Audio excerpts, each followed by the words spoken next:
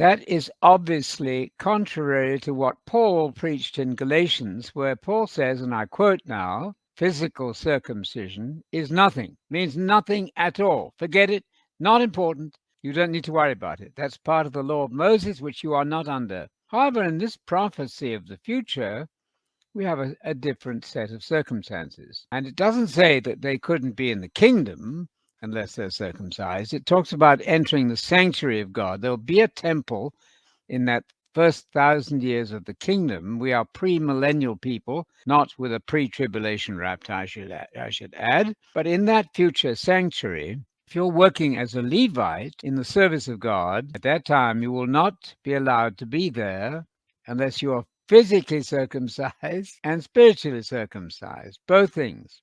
Now, here's what I suggest. In that very context, in Ezekiel, you will find that those people addressed are ones who did not perform well now. They didn't do their Levitical service at all well. They really messed up in that very important charge that they had.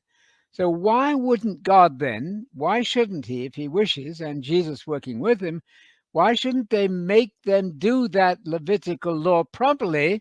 In other words, what I'm suggesting is, how about reinstating the tutor? You know, in Galatians, Paul says the law is a guardian, a tutor, a supervisor until Christ came. I get that. We know that. That's why I'm not insisting in any way on physical circumcision, completely irrelevant to the modern Christian way. However, there are people who will be resurrected into that temple time of the millennium, or they may not be even resurrected. They may just live into that time. They may be alive at the second coming, and they're Levites. And God says to them, I want you to show me you can do what you never did properly. And I'm going to make you be physically circumcised if you're a foreigner or otherwise working in the temple. So God, I suggest, is simply reinstating what he abolished in Christ, reinstating it for a very good reason, that those people ought to learn how badly they functioned in their lives as Levitical priesthood. They're going to have to come under that schoolmaster that we read about in Galatians, which was a preparation for coming to Christ. Let's have them do it right in order they can then eventually move on to becoming genuine Christians in Christ, at which point that necessity for the schoolmaster and the physical circumcision under the law of Moses, all of that will become irrelevant. But there's a time then of testing when they're going to have to do properly what they didn't previously do. Try that as a solution. Read that section, and I think you'll find that possibly compelling.